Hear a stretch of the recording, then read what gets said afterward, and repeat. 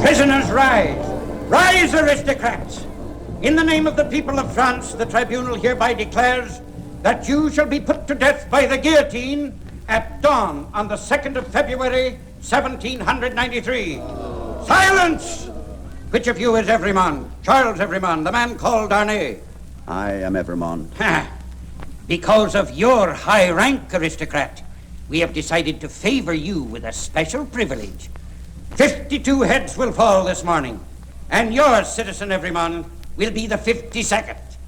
Do not be impatient, aristocrats. Your carriages will be here soon. Citizen Everyman. Yes? Don't you remember me? We were brought to prison together. Oh, yes, of course. They accused me of plotting, but I'm innocent. I am only a poor seamstress. Oh, it's too late for tears, child. I try to be brave, but soon the morning will come. Ask God for courage. Look, it's growing lighter. I'm afraid. What is it? You are not Everyman. Shh, quiet. Who are you? Shh. You are going to die for him. Why, monsieur? Oh, I'm afraid you Please wouldn't... talk to me. It would help so much if you would talk to me.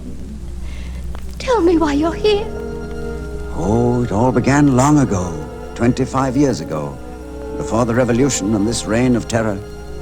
In a crooked street just outside of Paris, a middle-aged man and a young girl knocked at the door of an old wine shop. Who is it? I'm Jarvis Lorry from London. This young lady with me is Miss Lucy Manette. What do you want? Is my father here? Tell me, is he safe? Your father? We were told to ask for a Madame Defarge I am Madame Defarge. and to give her this password, recall to life. Come in. There is a man here who has been recalled to life after 18 years of imprisonment in the Bastille. My father. 18 years buried alive. A prisoner of the French nobility. Is he greatly changed? Changed. You shall see. You keep his door locked, Madame Defarge? He has lived so long locked up that he would go raving mad if his door were left open. Who is it? You have visitors, Doctor, from England. Dr. Manette, is it possible? Who are you? You must remember me, your old friend, Jarvis Lorry. I've come from London to take you home. Home? This is your daughter, Lucy. Father? Daughter, I have no daughter. Father! This is what they have done to him. He has forgotten everything, even his name.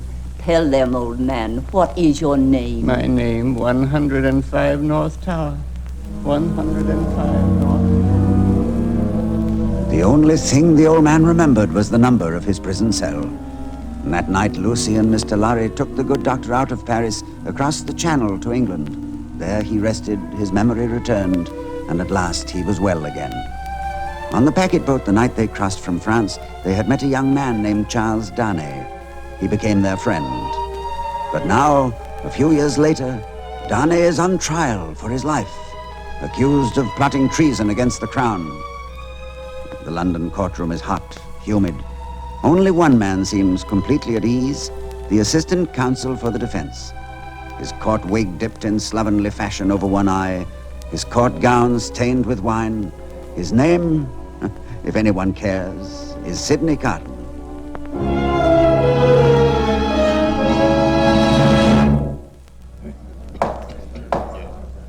The trial drones on. Sidney Carton slumps deeper into his chair, a sleepy eye fixed on the ceiling.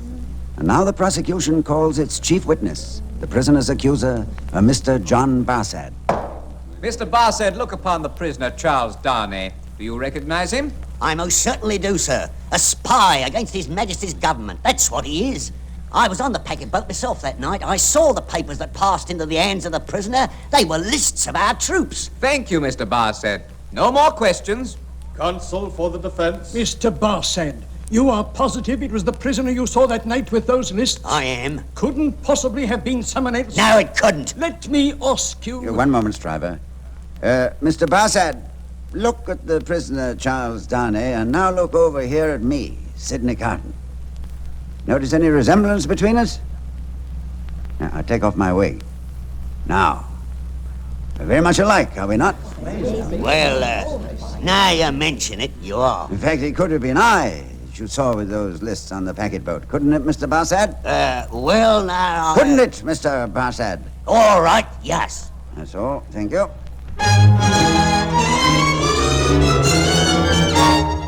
The jury has agreed upon its verdict and finds the prisoner Charles Darnay not guilty.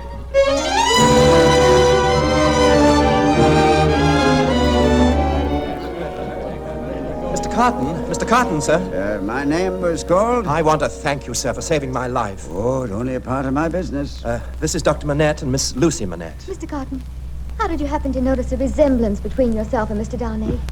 It's really quite striking. Nothing. Mere professional claptrap. Lucy, my dear, I'm suddenly very tired. Well, of course, Father, we must go. Good day, Mr. Darnay. Mr. Cotton? Good day to you, and again, my thanks. Well, Mr. Carton, would you care to dine with me? Why, you feel you must repay me? I can hardly repay you for my life, sir. Don't be too certain. Well, a bottle of wine or two, perhaps. My fees are very low.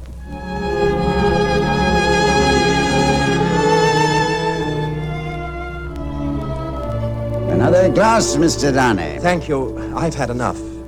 Well, Mr. Darnay, how does it feel to be alive again, instead of hanging by your neck? Oh, it's good to feel at home in the world again. Yeah, it must be an immense satisfaction. For me, the world has very little to offer except wine like this. So, you and I are not very much alike in that particular, are we? You speak very faintly, Mr. Darnay. I didn't speak at all, sir. Come, Mr. Darnay, why don't you call a health, huh? Give us a toast. What toast? Why, it's on the tip of your tongue, man. I swear it's there. Very well, then.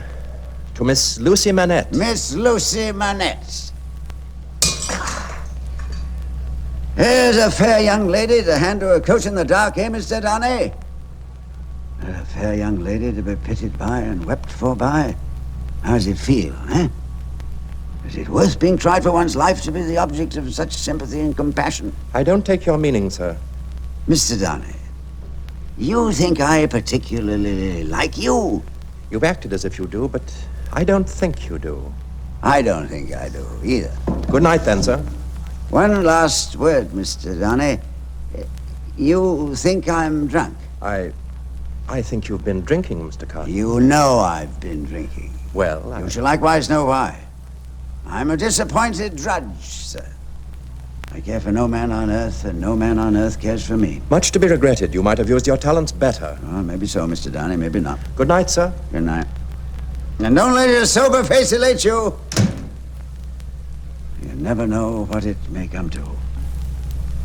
And so Sidney Carton sat in the London tavern, bitter, brooding, his thoughts turned in upon himself.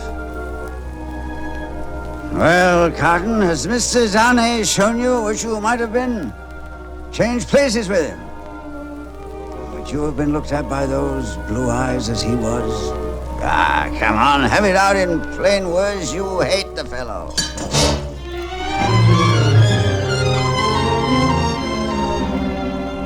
Something stirred inside of Sidney Carton that night. A brief glimpse of the man he might have been and might yet be. A glimmer of hope, a moment, and it was gone. But he did occasionally take to brushing his coat and even combing the snarls out of his hair before calling on Lucy Manette. For it became a weekly ritual for Sidney Carton to spend his Sundays in the Manette garden. On this Sunday, while the evening sky was darkening with thunderclouds, Carton found himself alone with Miss Lucy. Mr. Cotton, I'm going to be married. Oh, And I owe it all to you. You saved his life. Darnay? Yes. A short while ago, Mr. Cotton, when my father was ill and I had no one to turn to, everything was black and fearsome. Now all my troubles are past, my hopes reborn. It's always that way, isn't it? Oh, there are some hopes a man may have which remain in the shadows forever. Do you have such hopes, Mr. Cotton? No. I am like one who died young. Mr. Cotton, you have come often to the house in the past few months, and yet we know very little about you except that you are our friend. Is there nothing I can do to help, Mr. Cotton? Oh, I could never hope to repay you for what you've already done. Miss Lucy, may I tell you something? Will you hear me without shrinking from me? What is it? You have been the last dream of my soul. Seeing you here in your home has stirred old shadows that I thought had died out of me. I've heard whispers from old voices impelling me upward that I thought were silent forever. I've had unformed ideas of striving afresh, fighting out the abandoned fight. A dream, all a dream. But I want you to know that you inspired it. Mr. Cotton, will nothing of it remain? Oh, perhaps, as a dream might linger on after the dreamer awakes. But try to hold me in your mind as sincere in this one thing. I would embrace any sacrifice for you or for those dear to you. Think now and then that there is a man who would give his life to keep a life you love beside you. Listen, the storm. The rain is coming. Yes. I've sometimes sat alone here of an evening and imagined the thunder to be the echoes of all the footsteps that are coming into our lives. Well, if that is so, there's a great crowd coming into our lives. I take them into mine, gladly.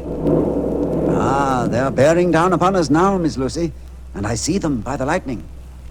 Thousands upon thousands, here they come, fast, fierce, furious.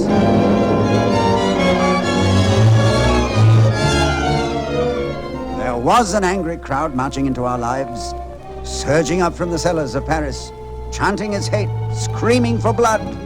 The people of France rising in revolution. Now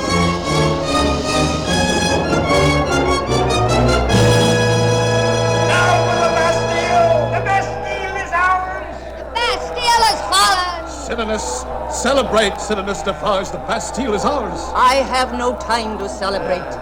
I have my knitting, citizens. Here I inscribe the names of the aristocrats who have starved us, killed us. With every stitch of my knitting, another head shall roll.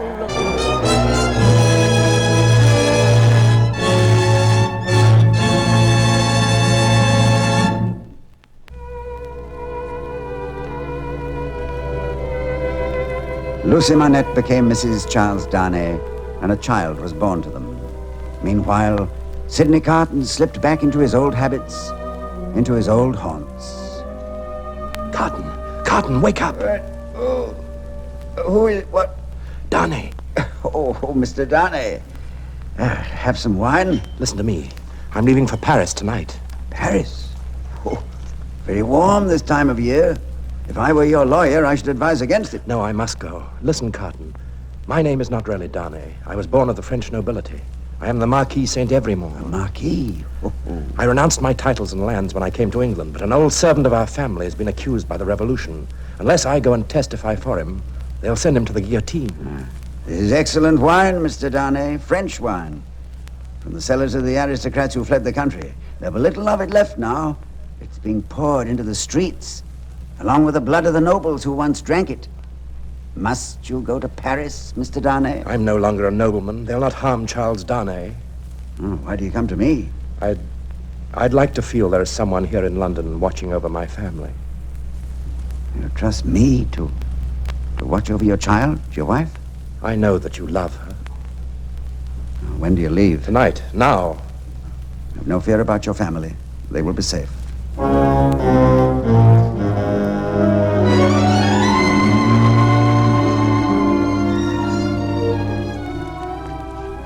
But Darnay did not reckon with the temper of his countrymen.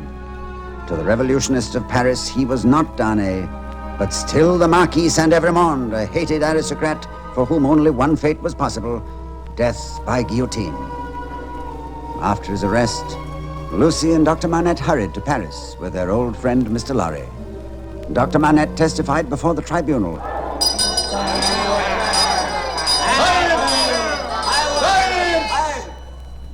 Dr. Manette, is this tribunal to understand that you endorse the prisoner Charles Evremond? That is true. He is of noble blood. He is a traitor. I swear to you he is no traitor. The accused, Charles Saint-Evremond, was my first friend when I was released from the Bastille. He has renounced his title and returned to help a former servant. This man is no enemy of the revolution. I give you my word. As one who was a prisoner of the Bastille, he is innocent. Then free the prisoner! If Dr. Manette says he is innocent, free him! Let the prisoner be free! Hear me, I say! Well, Citizeness Defarge? I say the prisoner still stands accused. By whom? By the very man who seeks to free the prisoner, Dr. Alexander Manette. I protest. Mr. President, I beg you. Silence! Go on, Citizeness Defarge. Dr. Manette, you say that Charles St. Everyman was your first friend. No, I was your first friend. It was to my house that they brought you when the only name you knew was 105 North Tower. Is it not true? If you say it is, I must believe you. I cannot remember. But I remembered. And on the day the Bastille fell, I went to 105 North Tower. Hear me, citizens! In that cell, hidden in the stonework of the wall, I found a paper written by Dr. Manette in the first year of his imprisonment, before the darkness covered his mind. It is that paper I hold in my hand now. It tells how the doctor was called one night to attend a peasant girl dying on a bed of rags with her unborn child. In the stable, her brother with a wound in his chest was to die before morning. And why? Because these two creatures had cried out against the noble family which had murdered the girl's father and her husband. Hear me! Dr. Manette buried the girl and her brother the next day, but they had heard too much from her lips before she died. That night, the noble family silenced the doctor behind the grey walls of the Bastille. And what was the name of this noble family of murderers? St. Everyman! I protest! Charles St. Everyman had nothing to do with this. Nothing. Hear your own words, doctor. The words you wrote in the Bastille. I, Alexander Manette, do denounce the Marquis St. Everyman and his descendants to heaven and earth. No, stop! You ask me to stop! I have long had the crimes of the Everyman family knitted in my register. And why? Because the sister of that mortally wounded boy was my sister. That husband was my sister's husband. That unborn child was their child. That brother was my brother. Those dead are my dead. And the summons to answer for those things descends to me. I beg you, stop! Tell the wind and fire to stop, but don't tell me. What say you, citizens? Does this Everyman go free?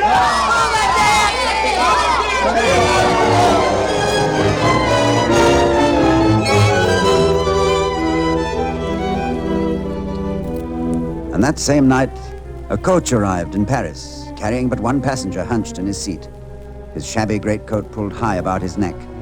He haunted the inns and taverns, wandered like a lonely ghost through the city, and came at last to the lodgings of Jarvis Lorry.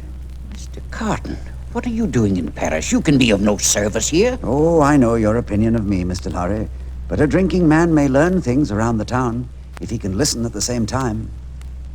Mr. Lorry, Lucy and the child are in great danger. But why? The accusation is against the Marquis St. Evermond and all his race. Lucy and the child. They must leave Paris tonight. Now, you have a pass that will let you through to Calais? Yes, it's valid for me and as many as are with me. Well, then you must use it. Tonight. You will arrange for a coach, have it ready to depart at midnight from the side gate of La Force prison. La Force? There you will be joined by another person who will make the trip with you to England. I don't understand all this, but you give me hope. And you will save them all. Not only I, sir. I shall have a young and ardent man at my side. Yes, with the help of heaven, you shall. Tell me, Mr. Lorry, yours is a long life to look back on? I am in my 78th year, sir. You've been useful all your life. Trusted, respected. There are many in this world who would miss you. A solitary old bachelor? No. There is nobody to weep for me. Wouldn't she weep for you? Lucy. Yes, thank God. I didn't quite mean what I said. It is a thing to thank God for, isn't it? Surely, surely. If you had to say with truth tonight, I have gained the love of no human creature, I have done nothing good nor serviceable to be remembered by. Your 78 years would be 78 heavy curses, would they not? I think they would be. But you are not old, Cotton. No, I'm not old, but then the road I took was never the way to age. Well, until midnight, Mr. Lorry.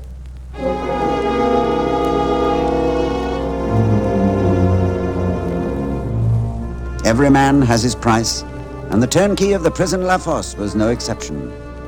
Quarter of an hour after leaving Mr. Lorry, Sidney Carton stood in the death cell of Charles Darnay. Cotton, how did you get here? No questions, Mr. Darnay. I bring a request from Lucy. Lucy? That you do exactly as I say. Now, take off your coat. Take off my coat? Yes, hurry. Change it for mine. That's right. Quickly. Now, rumple your hair.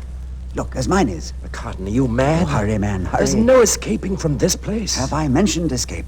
Look, take the pen and ink on that table. Very well. Write what I dictate. Quickly. If you remember the words which passed between us long ago. What's that odor? Oh, it's nothing. Now, go on, write. You will understand when you see this. Now, go on, don't stop. What vapor is that? Vapor? I smelt nothing. Oh, come on, take up your pen and finish. I told you once that there was nothing I would not do. Nothing I would not... It's your handkerchief. There's something... Yeah, that's right. There's something on this handkerchief. Breathe deeply. Deep.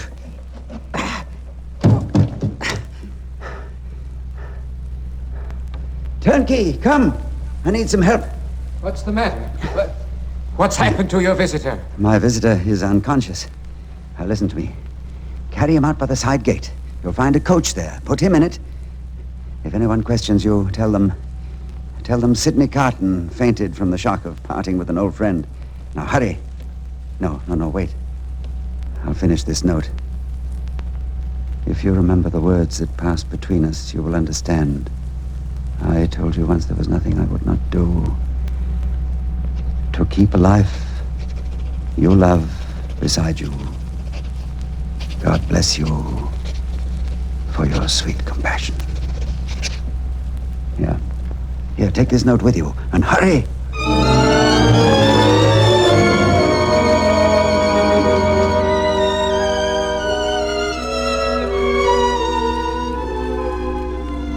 And that is why you are here now. Yes, my child. They are on their way, bound for England, home. You are Sidney Carton. You're dying for him. And for someone else. Aristocrats, your carriages are waiting. Move along now, move along. Lady Guillotine is waiting. Fear nothing, child. Hold my hand. Citizen Everyman, the Madame Guillotine keeps her promise to save you for the last. Number 52. I am ready.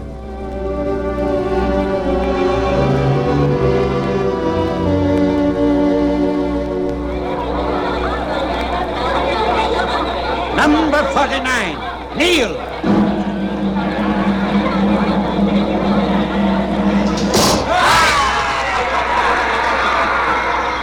Number 50.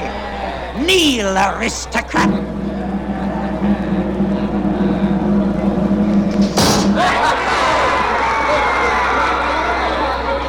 Number 51. Courage. Keep your eyes on me, child. Mind nothing else. I am not afraid now. Kneel.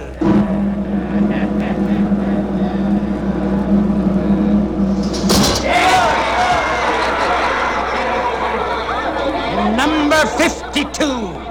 Kneel, everyone.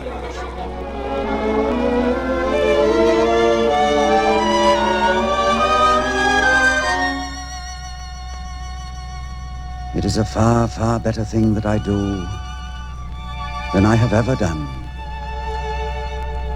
It is a far, far better rest that I go to than I have ever known.